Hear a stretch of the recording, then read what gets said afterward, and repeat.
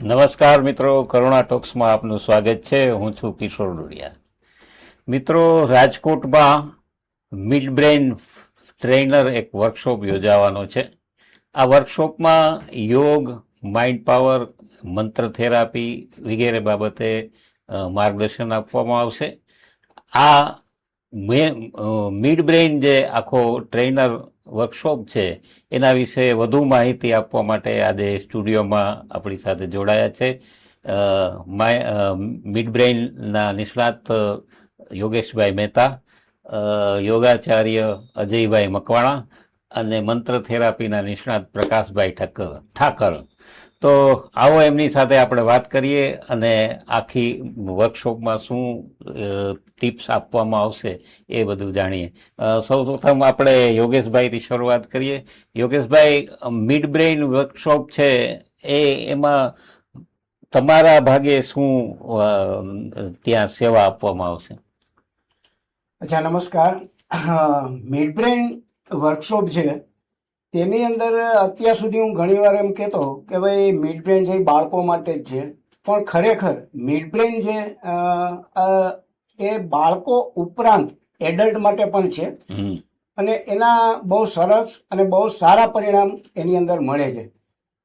એની પહેલા હું એક બીજા થેન્ક્સ કહી દઉં કે ભાઈ કરુણા ફાઉન્ડેશનમાં બીજી વાર મને એક આવવાનો મોકો મળ્યો છે એ બદલ કરુણા ફાઉન્ડેશનનું અને કર્મચારીઓનો ખૂબ ખૂબ આભાર. અચ્છા, મિડ બ્રેઇન માટે અમે જે પ્રોગ્રામ યોજીએ છીએ એની અંદર ફક્ત મિડ બ્રેઇન માટેના પ્રોગ્રામ નથી. મિડ બ્રેઇન એ એક માઇન્ડ પાવરનો ભાગ છે, માઇન્ડ પાવરનો એક પાર્ટ છે, બરોબર છે. હવે એની અંદર મારી સાથે અજયભાઈ મકવાણા છે, તે માઇન્ડ પાવર વિશે પણ માહિતી આપશે તમને આગળ. પણ છતાંય હું મિડ બ્રેઇન વિશે તમને બતાવી દઉં કે બાળકો માટે મિડ બ્રેઇન શું કામ જરૂરી છે.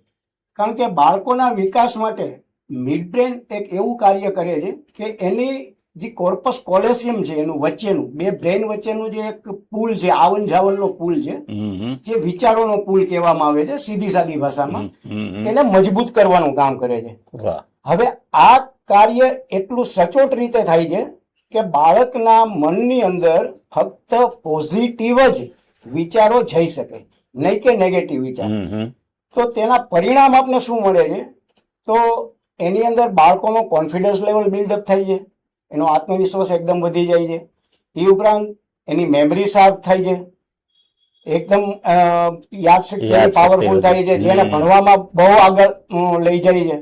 એના માર્ક્સ મેં અત્યાર સુધીમાં મારી પાસે જેટલા પણ સ્ટુડન્ટ આવ્યા છે તેનો મેં અત્યાર સુધીમાં જેટલો પણ ગ્રાફ જોયો છે એ day by day, year by year એનો ગ્રાફ અપ એન્ડ અપ જ હોય છે, એનો ડાઉન કોઈથી થયો જ નથી. મેં આજની તારીખમાં મારી પાસે એના એથેન્ટિક્સ પુરાવા સહિત મેં રાખેલા છે. બધાના દરેક બાળકોના મારી પાસે ઓલરેડી દર વર્ષે આવે છે, રિઝલ્ટ આવે છે અને હું ચેક કરું છું. એના બહુ સરસ જાય છે, એની યાદશક્તિમાં વધારો થાય છે, એને હિસાબે આ થાય છે. એ ઉપરાંત એનામાં કોઈ પણ જાતની બીક હોય, એને ફિયર્સ કોઈ પણ જાતના હોય, જેમ કે બાળકને જરાક જોરથી તમે વધારે પડતો લાઉડલી તમે બોલો છો તો એક એનામાં ગ્રંથિ બંધાઈ જાય છે, તો એ દૂર થાય છે. બીજા નંબરની અંદર બાળકને ઘણું બધું આવડતું હોય છે, હોશિયાર જ હોય, દરેક બાળક હોશિયાર જ હોય છે, પરંતુ જ્યારે એને બોલાવવામાં આવે અથવા તો સ્ટેજ ઉપર લઈ જવામાં આવે તો એનું બધું બાષ્પીભવન થઈ જાય. મતલબ કે એને એક જાતની ડર, એક ગ્રંથિ, જે ડરની ગ્રંથિ છે એ દૂર થઈ જાય છે અને મતલબ એનો ગ્રો બહુ સારો થાય છે. એ ઉપરાંત વધારેમાં જોઈએ તો અત્યારના યુગ પ્રમાણે સૌથી મોટું ન્યુસન્સ હોય તો મોબાઈલ અને ટીવી, બરોબર છે. હવે દરેક મા બાપ, પેરેન્ટ્સ એના આપણી આ જે આદત છે એને છોડાવવા માટે ઘણા બધા પ્રયત્નો કરે છે.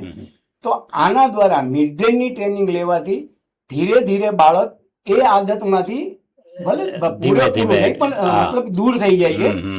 જરૂરિયાત પૂરતો મોબાઈલનો યુઝ કરે છે, જેને એને ભણવામાં કે જે ઉપયોગ આવતો હોય તો જ એમાં એ ઉપયોગ કરશે, બાકી દરેક જગ્યાનો નહીં ઉપયોગ કરે. આમ અલગ અલગ જગ્યાએ દરેક રીતે બાળકનો એની અંદર ગ્રોથ થાય છે, સર્વાંગી વિકાસ થાય છે એનો. અને એનું ઘણી વખત હું કહું જ છું આ વસ્તુ કે કદાચ આ મિડ બ્રેઇન કરેલું બાળક એ 1000 બાળકની અંદર અલગ તરી આવે છે. આ ઉપરાંત આ બાળક ભવિષ્યના કદાચ નરેન્દ્ર મોદી સાહેબ અથવા તો સ્વામી વિવેકાનંદ પણ હોઈ શકે છે, સચિન તેંડુલકર પણ હોઈ શકે છે, વાહ. કે કોઈ પણ એક વ્યક્તિ હોઈ શકે છે. અને મેં જેમ કીધું એમ કે ભાઈ મિડ બ્રેન છે એ એક માઇન્ડ પાવરનો ભાગ છે. બાળક જ્યારે મિડ બ્રેનની ટ્રેનિંગ પૂરી કરે છે ત્યારબાદ એને મેમરી ટેકનિકની ટ્રેનિંગ આપવામાં આવે છે. તેનાથી એકદમ વધારે પડતી વિશેષ પ્રમાણમાં એની મેમરી શાર્પ થાય છે. એની યાદશક્તિ એમ કે અમારી પાસે એવા રિઝલ્ટ છે કે 100 પેજની બુક એ બાળકની મેમરાઇઝ થઈ જાય છે. વાહ. 100 પેજની બુક, 150 પેજની બુક, 200 પેજની બુક, એના ખાલી તમે પેજ નંબર બોલો એટલે બાળક ટોટલી બધું તમને બતાવી બોલી દે છે દે. કે વાહ. અંદર શું લખેલું છે. વાહ. બરોબર છે. એના પછી આજે સ્ટેપ ઉંમર થાય એ પ્રમાણે એને માઇન્ડ પાવરની ટ્રેનિંગ જેમ આપવામાં આવે છે એમ તમે જુઓ તો ખરેખર મિડ બ્રેન અત્યાર સુધી હું કહેતો કે ભાઈ મિડ બ્રેન છે એ બાળકો માટે છે, પણ જરૂરી નથી. મિડ બ્રેન છે એ મોટા માટે છે. મોટા માટે. અને જે બાળકોને જે રિઝલ્ટ મળે છે આનાથી વિશેષ રિઝલ્ટ મોટાને પણ મળે છે. બસ આનાથી વધારે માઇન્ડ પાવર વિશે આગળ જણાવશે અજયભાઈ. હા, અજયભાઈ આપ જણાવો. હા. ઓકે, નમસ્કાર. આમ તો હું છેલ્લા 18 વર્ષથી યોગ સાથે જોડાયેલો છું, માઇન્ડ પાવર સાથે જોડાયેલો છું. 18 વર્ષમાં યોગના અભ્યાસથી મેં અનેક લોકોને પણ અભ્યાસ કરાવેલો છે અને મેં જોયું છે કે માઇન્ડ પાવરની અલગ અલગ ટેકનિકો શીખરાવાથી, NLPની ઘણી બધી અલગ અલગ ટેકનિકો શીખરાવાથી બાળકોમાં તો ઘણા બધા ફેરફારો થાય છે, પરંતુ જે વડીલો છે, એડલ્ટ છે, એ બધામાં પણ ઘણા બધા ફેરફારો થાય છે. અમારો આ જે વર્કશોપ છે સ્પેશિયલ અમે ડિઝાઇન કરેલો છે કે આ વર્કશોપમાં ફક્ત બાળકો નહીં, આ વર્કશોપમાં ફક્ત મોટા પણ નહીં, પરંતુ અમારા આ વર્કશોપમાં પૂરું ફેમિલી આવી શકશે. આ આખો અમારો જે પ્રોગ્રામ છે ફેમિલી માટેનો છે. કેમ કે આપણા જે રીતે આપણા ઘરમાં બાળકો પણ એટલા જ આપણા માટે મૂલ્યવાન હોય છે, એટલા જ આપણા ઘરના બહેનો દીકરીઓ પણ એટલી મૂલ્યવાન હોય છે, અને એટલા જ આપણા ઘરના જે પોષણ કરે છે, ઘર પોષણ કરે છે, એ પણ એટલા જ મૂલ્યવાન હોય છે. તો અમારા આખો વર્કશોપમાં ફેમિલી સાથે આવશે તો આમાં બધાને ફાયદો થવાનો છે. તો કઈ રીતે ફાયદો થવાનો છે? આમાં નાના બાળકોને કઈ રીતે એની એકાગ્રતા વધારવી એ પણ શીખવામાં આવશે. એ સિવાય ગૃહિણીઓ છે કે જેને આપણે જોઈએ છીએ કે અત્યારે થાઇરોઇડની બીમારી વધારે થાય છે, મોટાપાની બીમારી વધારે થાય છે, તો માઇન્ડની આ ટેકનિક શીખવાથી, મિડ બ્રેનની આ ટેકનિક શીખવાથી એને એ બીમારીમાંથી રાહત મળશે. અને જો એને એ બીમારી નથી અને આ ટેકનિક શીખશે તો એને ક્યારે આ બીમારી આવશે પણ નહીં, એવું અમે કહી શકીએ છીએ. એ સિવાય જ્યારે આપણે ઘરના વડીલો છે, ઘરના જે આપણે માતા પિતા છે કે ઘરનું જે પોષણ કરતા હોઈએ છીએ, તો ક્યાંક ને ક્યાંક એન્ઝાયટી, ડિપ્રેશન, અનિદ્રાના શિકાર બનતા હોઈએ છીએ. અને જો એ આ ટેકનિક શીખશે તો એને શું થશે કે આ બીમારીમાંથી મુક્ત થશે.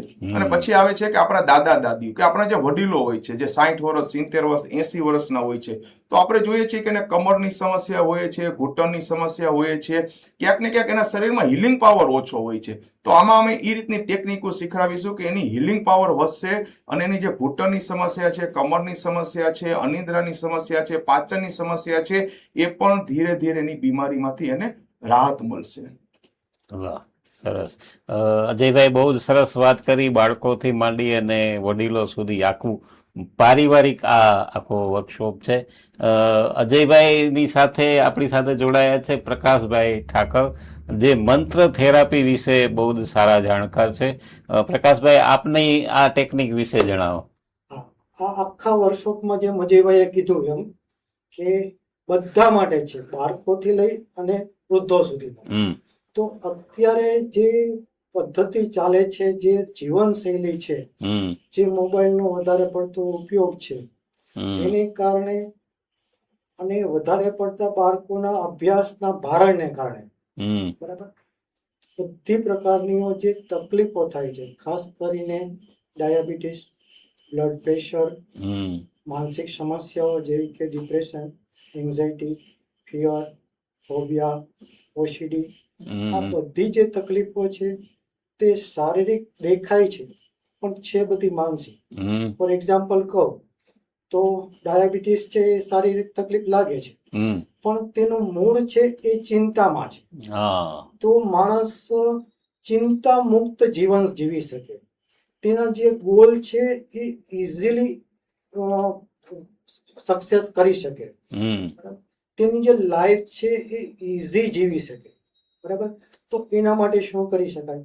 તો એના માટે આપણા વર્ષો જૂના બરાબર જે મંત્રો છે એનો સહારા ઉપર આપણે જવું પડશે. સૌથી પહેલા લઉં તો કે ઓમ મંત્ર જાપ. હમ ઓમ મંત્ર જાપના ફાયદાઓ જણાવવામાં આવશે. ઓમ મંત્ર જાપ ક્યારે કરવાથી, કેટલા સમય સુધી કરવાથી કઈ કઈ પ્રકારની બીમારીઓ દૂર થઈ શકે હમ એ પણ જણાવવામાં આવશે. વાહ ત્યાર પછી આવે પંચાક્ષરી મંત્ર ઓમ નમઃ શિવાય. હમ તો ઓમ નમઃ શિવાયના મંત્રથી બરાબર શું શું બેનિફિટ મળશે એ પણ જણાવવામાં આવશે. પછી ગાયત્રી મંત્રના બેનિફિટ પણ જણાવવામાં આવશે. ગાયત્રી મંત્ર જાપથી આપણા શરીરમાં જે કંપન ઉત્પન્ન થાય છે એ કંપનથી જે યુનિવર્સ સાથે આપણે સીધા કનેક્ટ થઈ શકીએ છીએ. બરાબર, એની પણ માહિતી આપવામાં આવશે. માહિતી આપવામાં આવશે એટલું જ નહીં, પણ આખો ડેમો કરીને બતાવવામાં આવશે કે જો હું માની લો કે વહેલી સવારમાં બરાબર 3 વાગે 4 વાગે ઉઠી અને અમુક પ્રકારના મંત્રો જાપ કરતો હોઈશ, બરાબર, તો મારી અંદર જે કાંઈ શક્તિઓ છે એ શક્તિઓથી સામા માણસને 2 થી 5 મિનિટની અંદર જ કઈ રીતે ટ્રાન્સ અવસ્થામાં લઈ જઈ શકાય એનો પણ ડેમો આપવામાં આવશે. તો આ આખી વસ્તુ અમારી તમે 3 મિત્રો જે લઈને આવ્યા છીએ તે ફક્ત અને ફક્ત કહેવાની નથી, પણ આ બધાનો ડેમો કરીને આપવામાં આવશે, શીખડાવવામાં આવશે. અને જો આ જ વસ્તુ 2, 4, 6 મહિના નિયમિત ચાલુ રાખવામાં આવશે તો એમની બધી બીમારીઓ તો દૂર કરી જ શકશે, પરંતુ એક કહેવાય કે ઓલિમ્પિક, માની લો કોઈ સ્ટુડન્ટ છે બરાબર, કોઈ ખેલાડી છે રમતગમતનો, તો એ ઓલિમ્પિકની સ્પર્ધા સુધી જઈ શકવા માટેની પણ ક્ષમતા સક્ષમ બની. વાહ, ધરાવી શકશે. બહુ જ સરસ.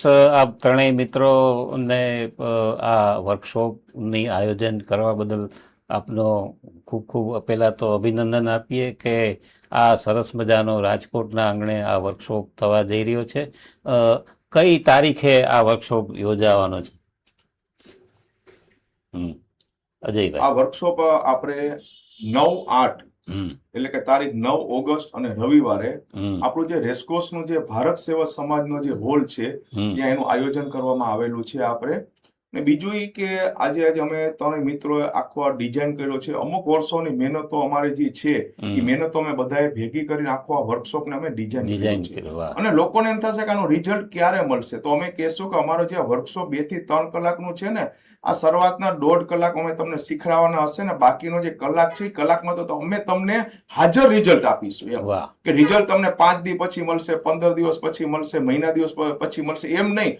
અમુક ટકા રિઝલ્ટ અમે તમને ત્યાં જ દેખાડીશું કે જેનાથી તમારો જે વિશ્વાસ છે ને એ તમારી ઉપર પણ વધે અને તમારો વિશ્વાસ અમારી ઉપર પણ વધે. વાહ, બહુ સરસ. આપ ત્રણેય મિત્રો ખાસ અમારા આ સ્ટુડિયોમાં પધાર્યા અને આ મિડ બ્રેઇન આખું જે તમારું આયોજન છે એના વિશે માહિતી આપી. આપ ત્રણેયનો ખૂબ ખૂબ આભાર.